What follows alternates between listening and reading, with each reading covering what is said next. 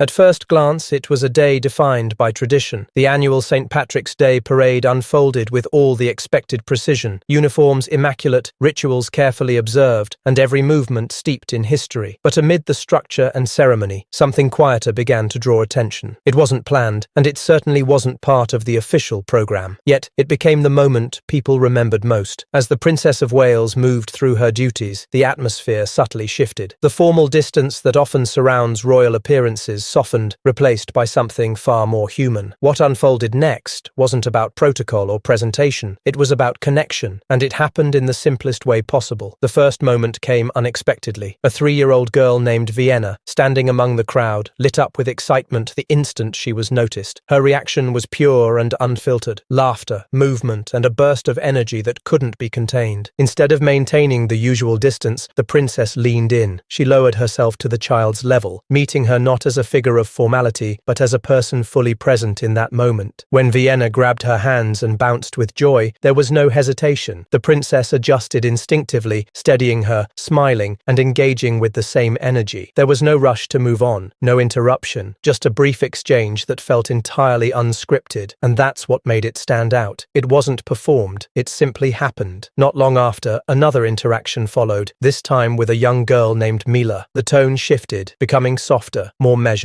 Where the first moment was lively and spontaneous, this one carried a sense of calm reassurance. The princess noticed the details, the green dress, the carefully tied bow, and gently complimented them. Her voice remained warm and steady as she asked a simple question about getting ready for the day. It was a small conversation, but one that felt intentional. She maintained eye contact, listened closely, and allowed the moment to unfold at the child's pace. There was no sense of obligation, no sign of distraction, just presence. In that brief exchange, the formality of the event seemed to fade once again, replaced by something quietly meaningful. These moments unfolded alongside her official responsibilities, where every detail, from her attire to her gestures, reflected the deep traditions of the occasion. The green coat, the shamrock brooch, the ceremonial distribution of sprigs, all carefully aligned with the heritage being honored. And yet, it was the unscripted interactions that resonated most. In a setting defined by structure, they introduced a sense of authenticity that couldn't be choreographed. It highlighted something essential about her approach, a balance between duty and relatability. In a modern context, where public roles are constantly evolving, this balance has become increasingly important. The ability to uphold tradition while remaining approachable isn't accidental. It's something that has clearly been shaped over time, refined through experience, and expressed through moments just like these. What made these interactions so impactful wasn't their scale, but their sincerity. They were brief, almost fleeting, yet they carried a lasting impression. In a world where public appearances can often feel rehearsed, these moments stood apart because they felt real. There's a difference between displaying warmth and genuinely offering it, and that difference is often revealed in the smallest details, in how someone listens, how they respond, and how fully they engage without distraction. Through simple human exchanges, the Princess of Wales continues to shape a public image that feels both grounded and authentic, not by stepping away from tradition, but by quietly adding something more to it, something that doesn't need to be announced or emphasized, because it's already felt.